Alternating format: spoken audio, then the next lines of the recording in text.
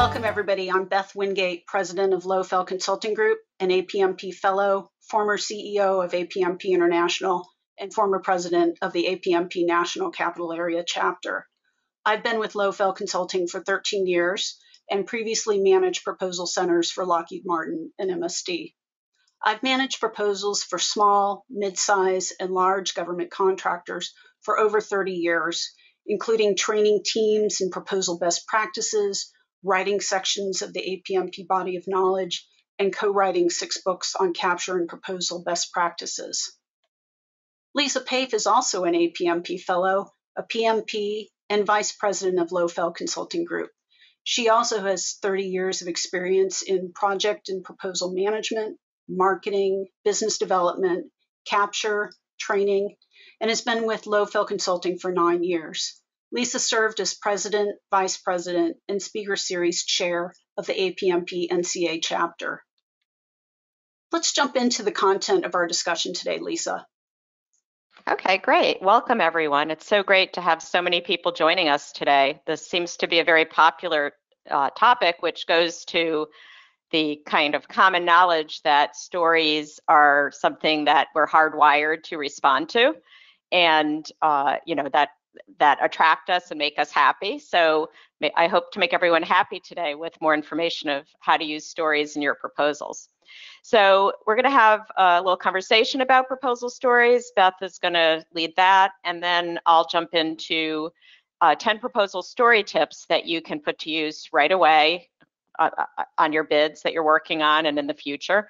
And then, of course, we'll take some time for Q&A. Great. So starting off, conventional wisdom says that our proposal must tell a story to sell the message, the value proposition. Yet you contend that a proposal is not a story. Why? Right. A proposal is not a story because our research shows that evaluators do not necessarily read your proposal. They are skimming and scanning it and looking things up in order to fill out their score sheets. They're given a score sheet to complete. The score sheet is based on the evaluation factors and subfactors.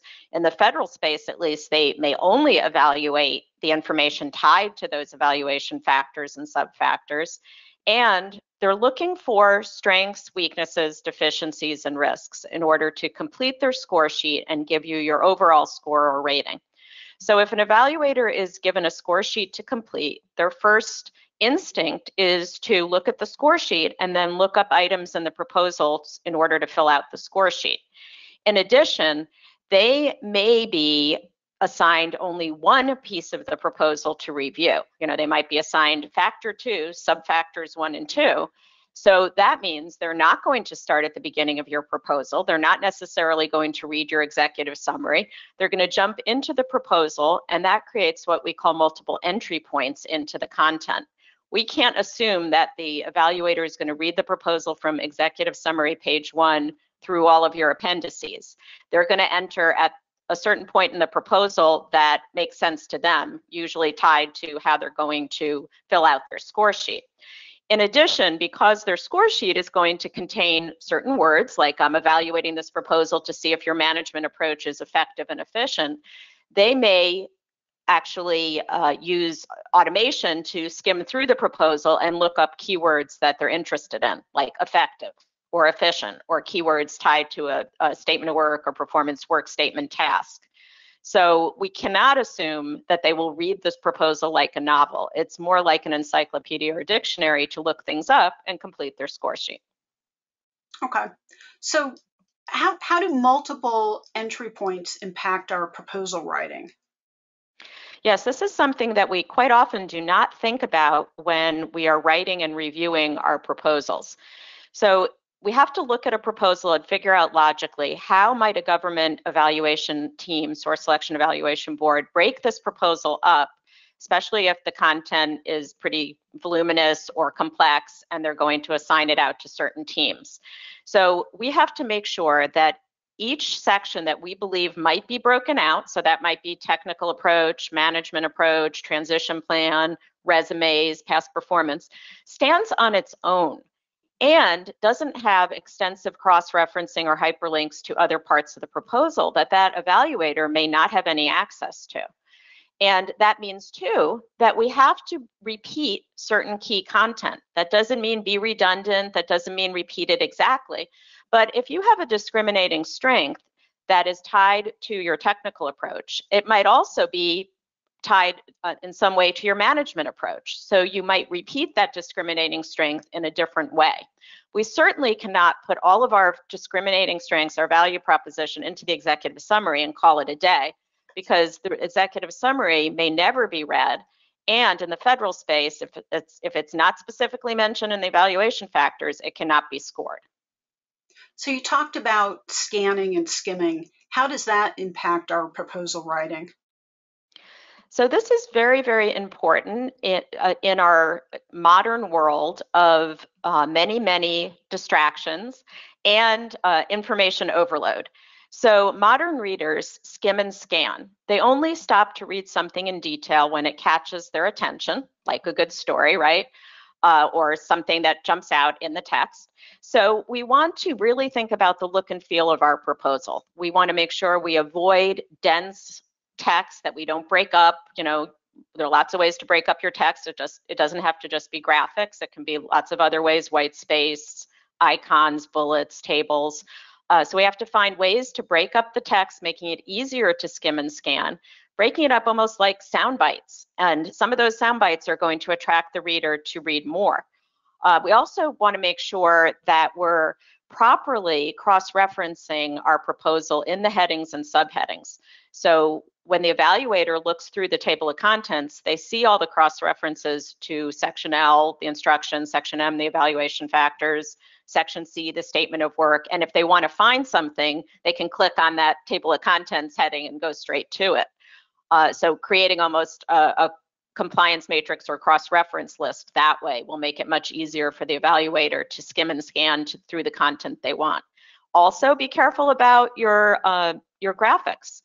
Make sure that you have good titles and action captions. That will also be nice for the skimmers and scanners to get those little soundbite messages. Great. So keywords, how do keywords impact our proposal writing?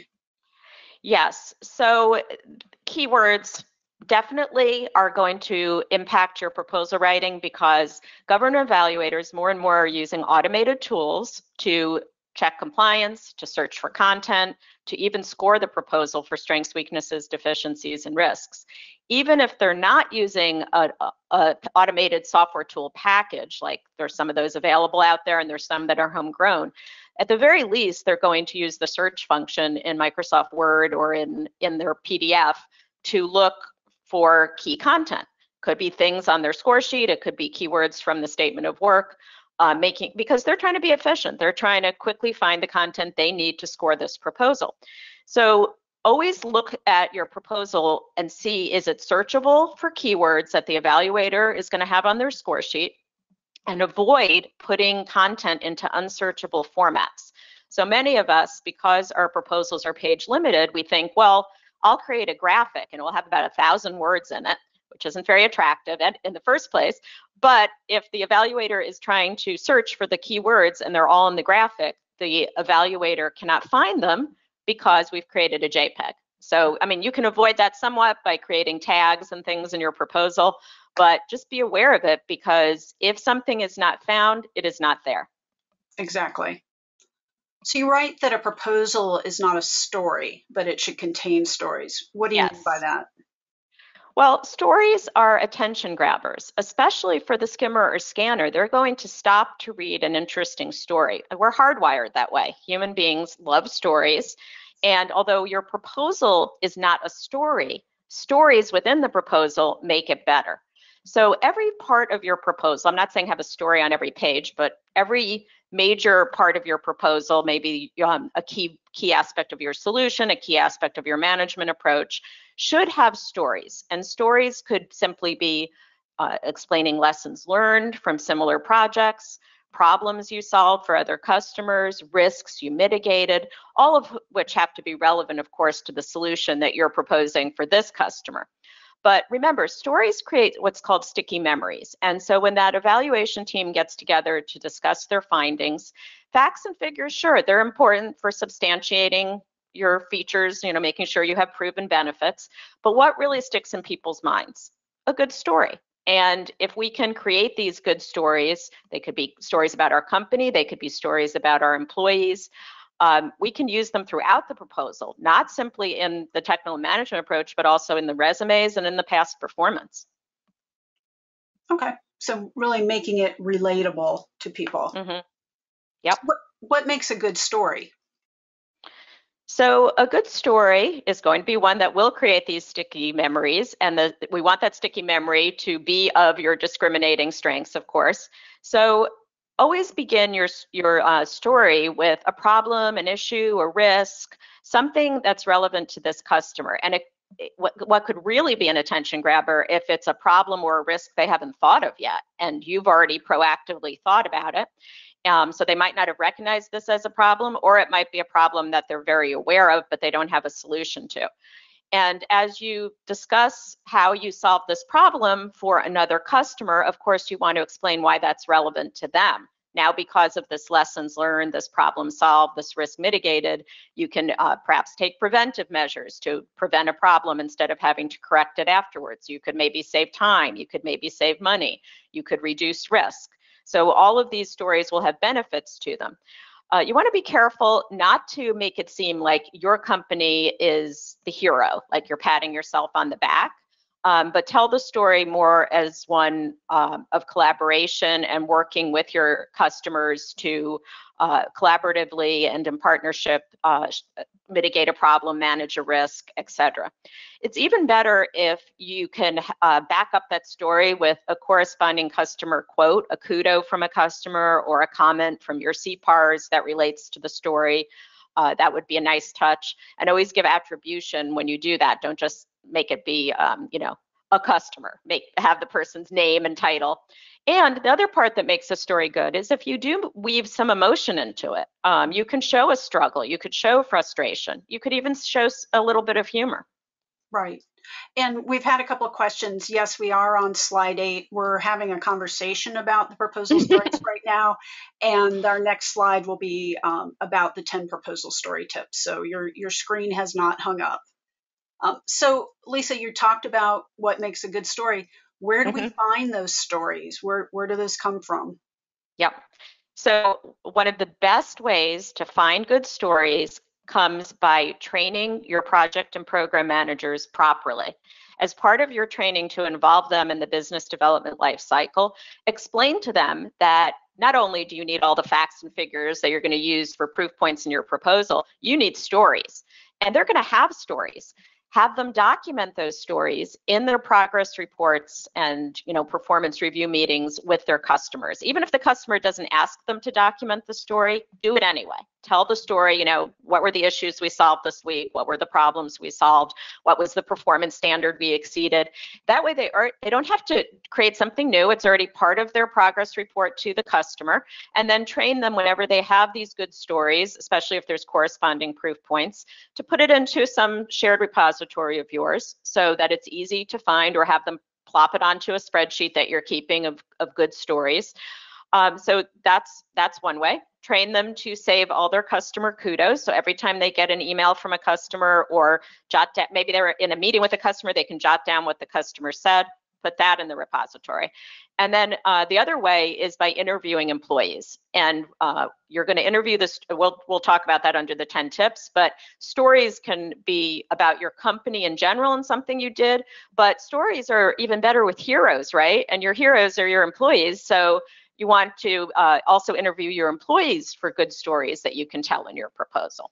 Right. And putting my proposal manager hat on, Lisa mentioned putting it in a shared repository. That can be as simple as a Dropbox folder, something that everyone has access to, so that when someone leaves a company or moves to a different position, all that information is captured and you can get to it. So if we need to gather details and stories from employees, that leads to the thought that we need to start early in order to gather this information. Yes, definitely. So this is all part of your pre-RFP drop data call, right? So we always recommend starting, if you're the incumbent, of course, you're going to start day one of contract award to be gathering all your wonderful stories. But if you're working on your typical opportunity, at least 6 to 12 months before RFP drop, you want to start thinking about your data calls. And part of your data calls are going to be questions you ask employees on key projects, that you ask the program and project managers, and the gathering of these stories. They may already be in your shared repository, but you may have to do a little more mining for stories by actually reaching out to people and interviewing them. Right. Okay. Now, I'm sure, and I know we get this question all the time, Lisa, I'm sure there are people listening to our discussion thinking, but proposals are page limited. We don't have time to tell stories. How do you respond to that? Well, I would respond by saying I review a lot of proposals for Blofeld Consulting's customers, all government contractors. And even though people always say the proposal's over page count or I don't have any space, I find a lot of extraneous content, right? So if we can really focus our message and hone in on what's important to, of course, being compliant and responsive to the RFP requirements, but what is going to make our proposal more compelling? Is it kind of a useless generic graphic that's taking up space, or a proposal story? So you really can find places to put stories, and some of these stories don't have to be full-blown stories, right? They can be snippets of the story that you use this approach to mitigate a risk successfully, and just tell it succinctly. Others can be a little longer. Right. And Karen forwarded a question from Mark to me that I think applies here. Should stories be called out in a box, or can it be included in a narrative? I think it could be included a variety of ways. So you could, if you are going to include stories in a certain type of text box or have a little icon for a success story, maybe create a little icon for a success story, just be consistent. So we like to set up a way to train the evaluators to find content. So if they see, oh, every time there's a little icon that says success story, I'm going to read something pretty interesting and relevant to me, that will train them to look for it. But it can be in the narrative as well. Okay, so let's move on to your 10 proposal story tips. Sure. All right. Tip number 1. So you can't tell a good story if you don't know what your customer values. So that goes to starting early, to start to talk to the customer as part of your call plan and understand their values, their hot buttons, and also figuring out who the customers are, right? Who is the audience for this story? Who is going to be reading the proposal? You might be interfacing with the government program manager or with the contracting officer, and they may not actually be on the source selection evaluation board. So what type of audience is going to be on the source selection evaluation board? It could be a variety of customers. And what do they care about? Is it budget concerns? Is it risks? Some combination of those. Once you know the customer's hot buttons, then you can map your stories to these hot buttons: concerns, constraints, motivators, both for this program or project and for their overall mission too. Because your story will be meaningless if it's not talking about something that they care about. And also, understanding the customer's hot buttons, it shows understanding, and it creates the hook that compels the proposal evaluator to read your story. Because if you're going to start out talking about some issue that's a pressing issue of theirs, well, that's the hook, right? And then they'll read the details. You could also express that hook with a little known fact about an issue that concerns them, or an attention-grabbing statement, or even a very eye-catching icon, graphic, or photograph. Once you have the customer hot button, then you begin to map your message to the hot button, right? So you created this list of hot buttons, and what's your solution? What's your value proposition? What are your discriminating strengths?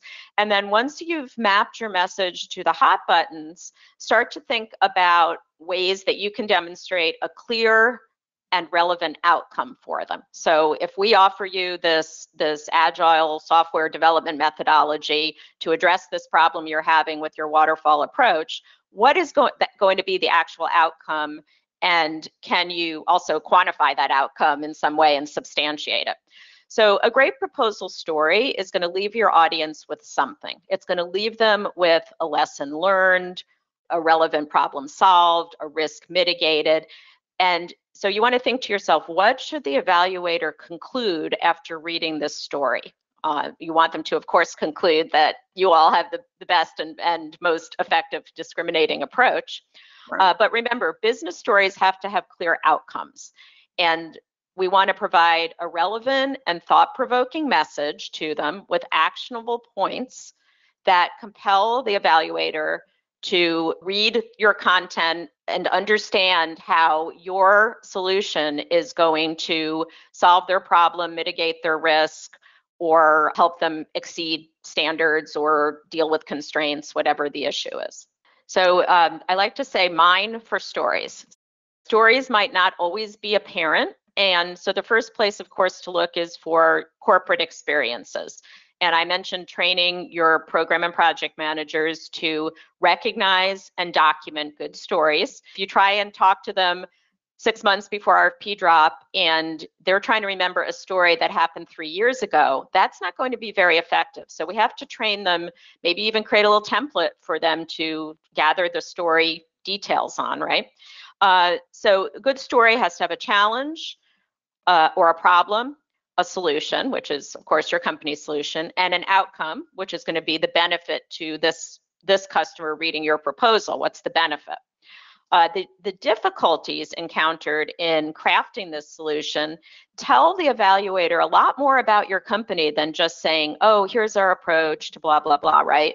If we tell them about difficulties we encountered, risks we had to deal with, issues, etc., that tells them a lot more about our company and how we work with our customers than just presenting our kind of generic approach that we always do.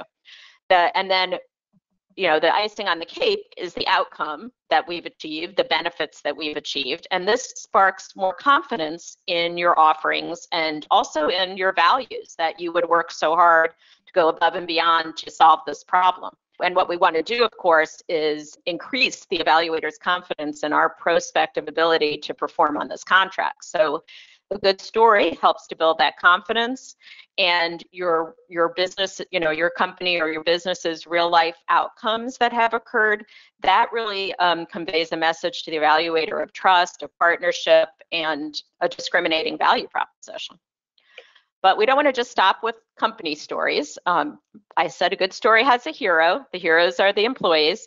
And what we want to do here is think about the employees that, especially the employees we're bidding on this contract, the key and non-key personnel that are going to be named in the proposal. We want to think of them as the heroes of the story. And so we want to interview them to build up their resume. And one of the things we talk about in our modern proposal writing class is writing resume stories. It's a great way to interview employees, gather information from them on results, accomplishments, achievements. Where did they go above and beyond what was asked for them? Where did they show initiative? Did they get any special recognition from the customer? Did they get a nice email from the customer? Did they even win an award? What skills did they demonstrate? What aspects of the solution that you're presenting overall did they demonstrate? And what were the tangible results? So what happens to us is we think, oh, resumes, they're like kind of the boring part of the proposal. And so we'll just have the kid right out of college write the resumes for us. No, actually resumes are one of the best ways to build stories in your proposal and demonstrate your discriminating value proposition. So if you train your resume writers to interview employees to gather these stories, but that has to begin with them understanding what's going on with the rest of the proposal, right? So if the resume writer doesn't really understand what your solution is and what your discriminating value proposition is, they might not ask all the right questions as they interview the employee. So if you can make sure the entire team understands the value proposition, understands your solution, then when the resume writer interviews the employee to get all these nice achievements to put on the resume, they can alert others on the team, hey, I just found a good story that seems like it would belong in our transition approach because this employee did an outstanding job during transition and received kudos from the customer. And here's the story. And then you can put that story in some other part of the proposal. So resume stories are not just about the resume. They're also about finding stories to put in other parts of the proposal.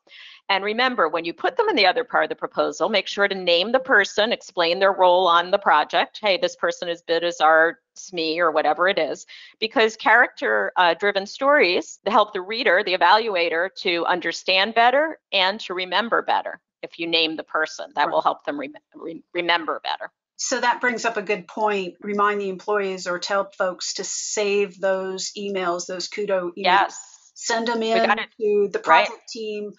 For example, I received a great email today from a client thanking us for someone who had helped them with graphics, and they wanted to send flowers to this person.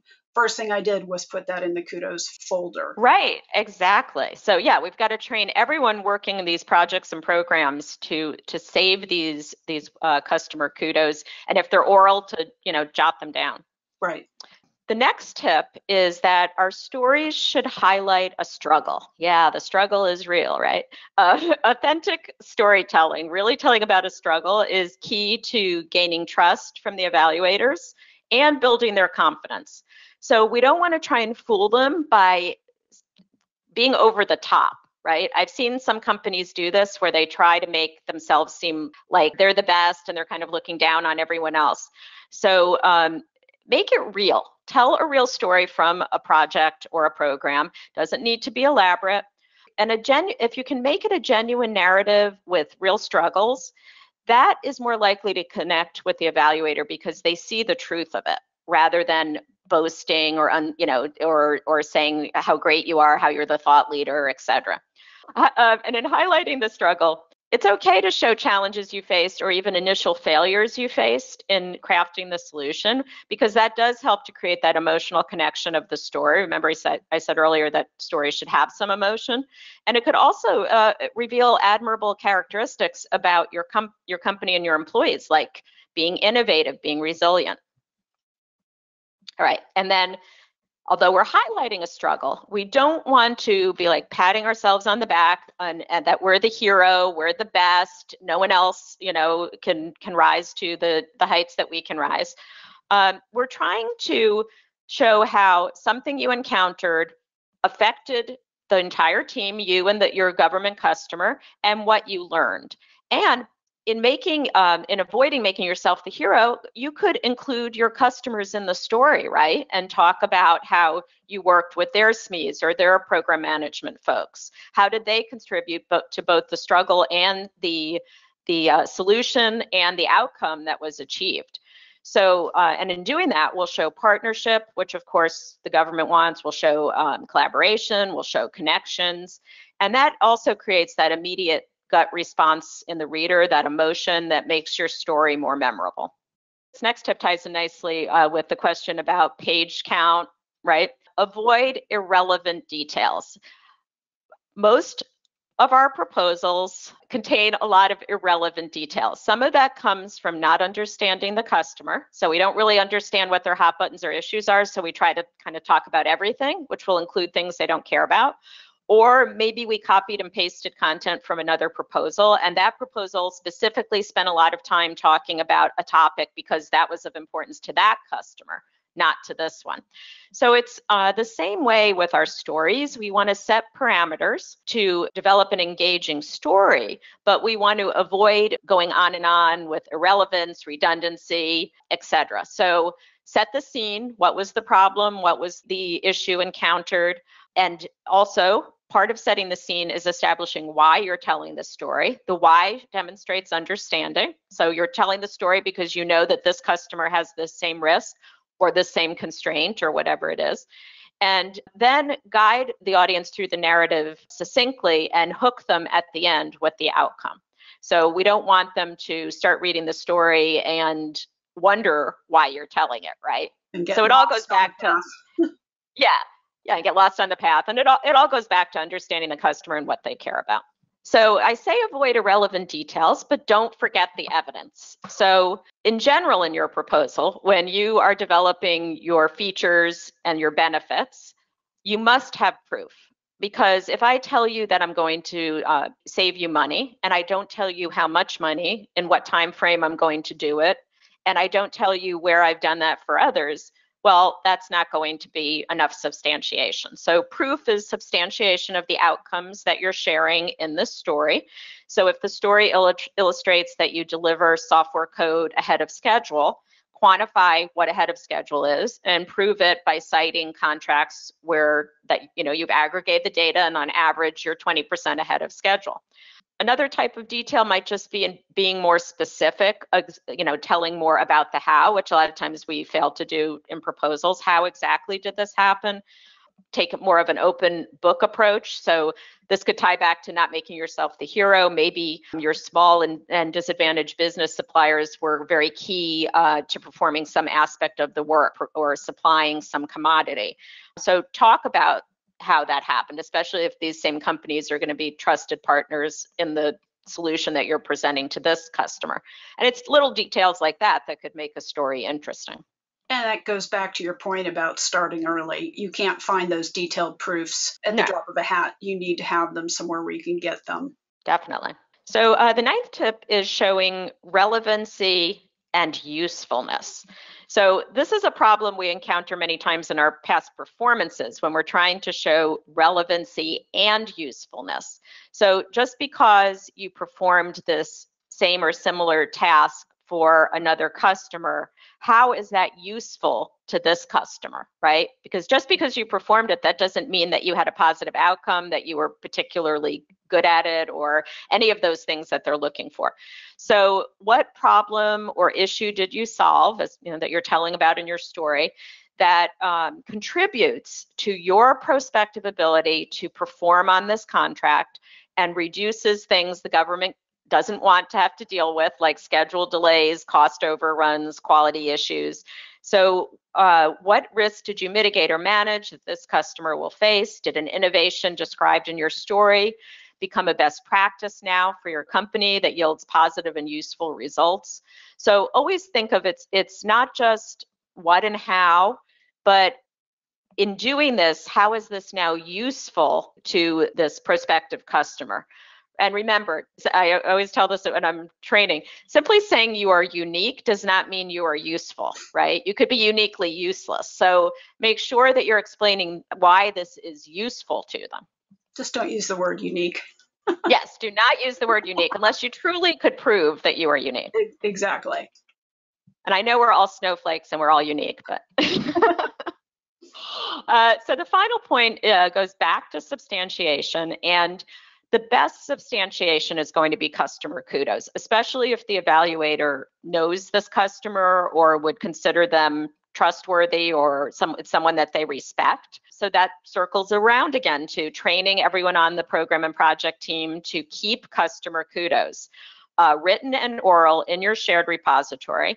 It also goes back to training your contracts team to examine your CPARs. CPARs can have great customer kudos if the customer took time to write comments to you. And the best kudos are specific, like, tied to a specific outcome, like thank you for helping us save money or thank you for delivering the project ahead of schedule, and attributed. So I mentioned that earlier. Don't just say, amazing job and say a customer, right? Have the person's name and what agency they're from and what their title is. And of course, it's even better if the proposal evaluator knows of this person and trusts their word. And especially if you attribute it to someone, they can reach out and gather that. The other final point about kudos is I love to aggregate kudos. So if you train your teams to gather kudos, at the end, whenever you're getting ready to submit this proposal, you could count them up and you could say, over the past 5 years on this contract, we did such a great job that we received 250 customer kudos via email, and phone or whatever it was. So that really can be powerful if you aggregate your kudos. Terrific. Similarly, you could aggregate it on the CPARs and say, if what this customer cares about is cost, across 50 CPARs, we received no lower than very good or outstanding for our cost control, something like that. So make it really measurable.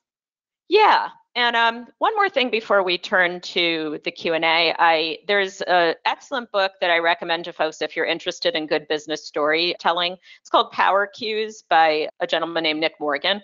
And this is a quote from his book that is so relevant. He says, in our information saturated age, business leaders won't be heard unless they're telling stories. Facts and figures and all the rational things that we think are important in the business world actually don't stick in our minds at all. That means leaders who can create and share good stories have a powerful advantage over others. So that doesn't mean ignore the facts and figures. Of course, we have to include those in our proposal, but what do people remember? They're hardwired to remember a good story. I'll be looking at that. I'm always looking for a new book. All right. So you mentioned our proposal writing class. Our November 3rd through 5th classes sold out. However, we just scheduled the dates for the next two classes. Those are February 9th through 11th and April 13th through 15th. So we'll be getting those up on our website in the next few days so people can register for that.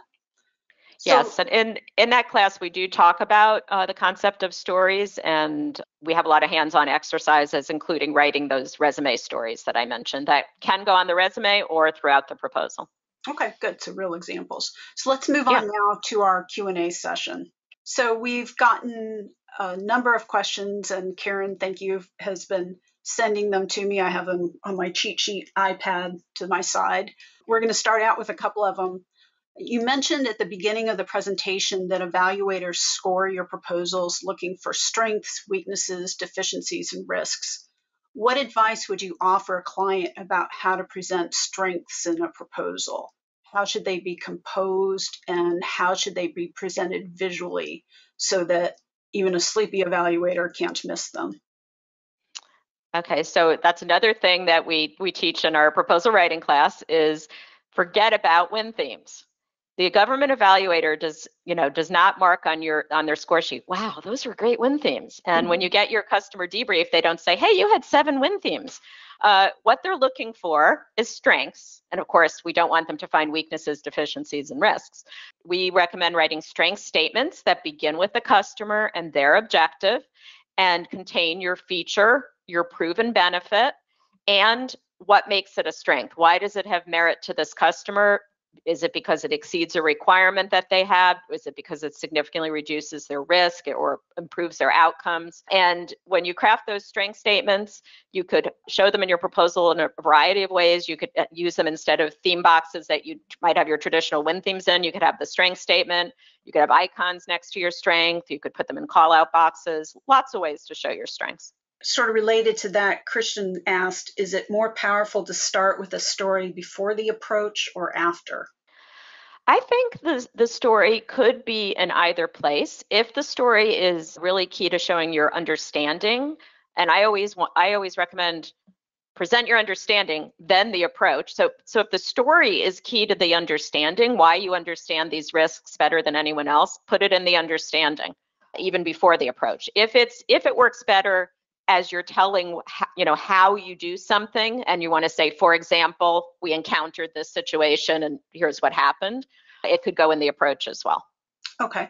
So given that a proposal isn't a story, but more like an encyclopedia, should the proposal, this is a question we get all the time, should the proposal be organized to follow section L, M, or the PWS? What guidance would you offer? Yeah.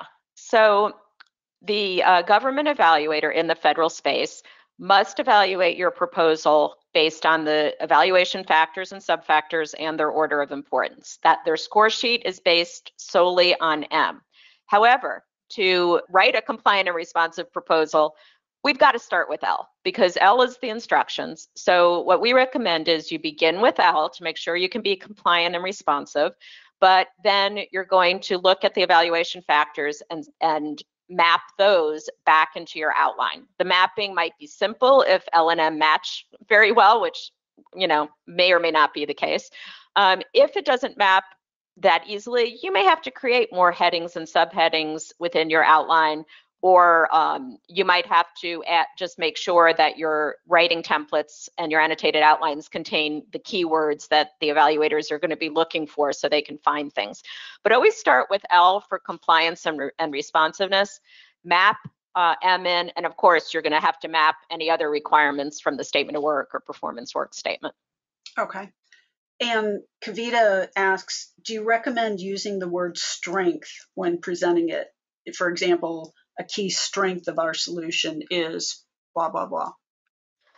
So I don't like to start a strength statement by saying a key strength is. I like to start with customer benefits from whatever, and then present the strength. So I've done it in different ways depending on the customer. If I know from reading the RFP that they're really highlighting their definition of a strength and how they're going to be looking for strengths, I might just have a little icon for the strengths or even use the word strength colon and then present the strength statement. I think as long as you train them to understand that the theme box is always going to have a strength or the icon is going to have always be showing them a strength, you don't necessarily have to say a strength of our approach.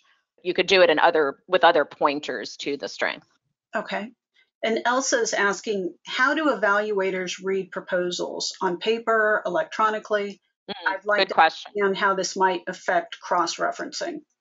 Yeah, very good question. So today we can assume, in today's world, we can assume that the evaluator is most likely to look at your proposal online. Sure, they might print it out. Some people prefer to look at things in hard copy, but most of them are going to look online. And if I'm looking online, whether my agency or my acquisition shop uses an automated tool, or I'm just looking at it in Word or PDF, most likely I will be searching for content. And that's where having proper cross-references, I always recommend headings and subheadings in parens. You put all the proper cross-references to LM, C, whatever else, and proper keywords will help them do their job efficiently.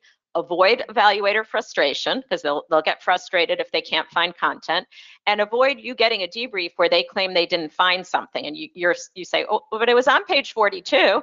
Because if they don't find it, it isn't there, and that could result in a compliance issue. Right. Good. Well, you answered Stephen's question as your answer to that. Mark is asking, do you need to tell the customer you're using their kudos every time or get initial approval and reuse as appropriate? If it's a written kudo, I don't really see any reason why you have to tell them because emails are public. They're not they're not proprietary. If it's on a CPARS, you certainly don't have to tell them because they've put it into a government database that everyone can see.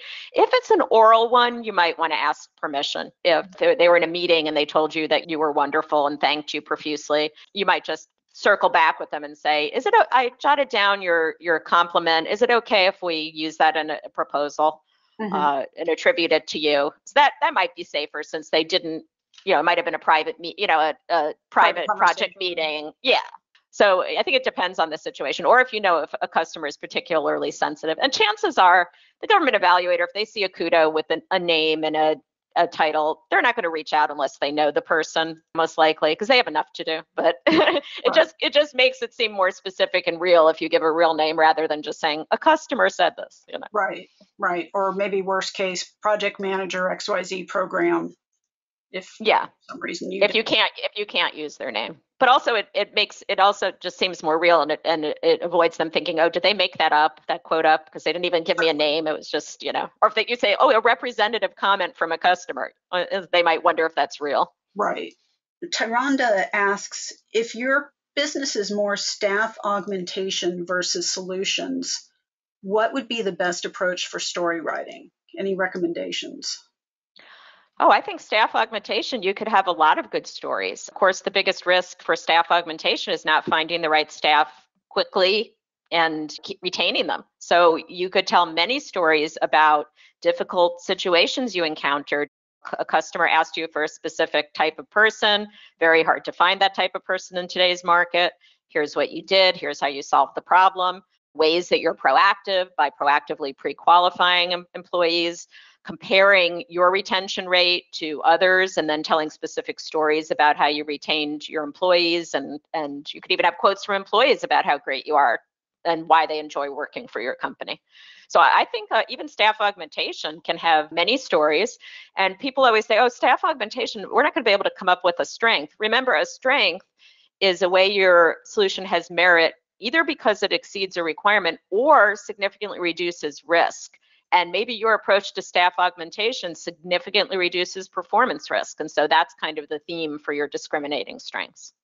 So this is a related question, and you touched on this in your top 10 list. You talked about telling resume stories about employees, and you mentioned that resume stories are not just for resumes. Mm-hmm. How do you make a good resume story make its way into the tech or management narrative? Well, I recommend that, first of all, when you kick off your proposal writing effort, you have a sit down with the entire team to explain what is our discriminating value proposition, what are our strengths, what are the key elements of our solution. Getting everyone on the same page. And that way, when your resume writers, or some companies, the employees themselves might be asked to tailor the resume, you train them to be on the lookout for good resume stories. And I use a little template with the types of questions I ask. And so you can just create a little template for either interviewing the person or for that person to write down their resume story. And then whoever on your team is responsible for getting the resumes into the proposal, they should also be responsible for alerting others on the team, hey, I have a good resume story. During your daily stand-up, they could say, hey, I just talked to our cyber SME, and they gave me an excellent story about how they helped a client achieve ATO. And so then you put that in your section of how you help clients achieve ATO. So having a quick, what good stories do we have today on your stand-up meetings would be a great way to institutionalize the idea and get people thinking about it. And make it a template in your toolkit, a little resume story interview template. Perfect. I'm all about templates, as you know. Terrific. Okay. Well, let's move on to some final thoughts about today's webinar and sources of additional information. You can visit our website to read our blog posts and articles and watch replays of this and other business winning webinars and get info about our upcoming classes and webinars. You can also get information about how we can help your proposal writing teams and the capture and proposal services we provide. And Lisa, you and I, as we were preparing for this webinar, came up with an idea for our next webinar. Yes. Tell us about that. So I recently wrote a blog post on resumes for the win. And the blog post was about how resumes are the least appreciated, but can sometimes be the most powerful way to discriminate your offer. So we're going to have a webinar all about that, delving more into resumes, so often ignored, but so potentially powerful to developing discriminating strengths. Great. So not a collection of generic resumes. Mm-mm. All right, thanks. I'm looking forward to putting that together with you. So stay tuned for more details and dates on our website for everybody. So thank you for joining us today. As we mentioned, we'll address any additional questions we receive during this webinar in upcoming blog posts. And have a great rest of your day, everybody. Thank you so much for joining us. Take care.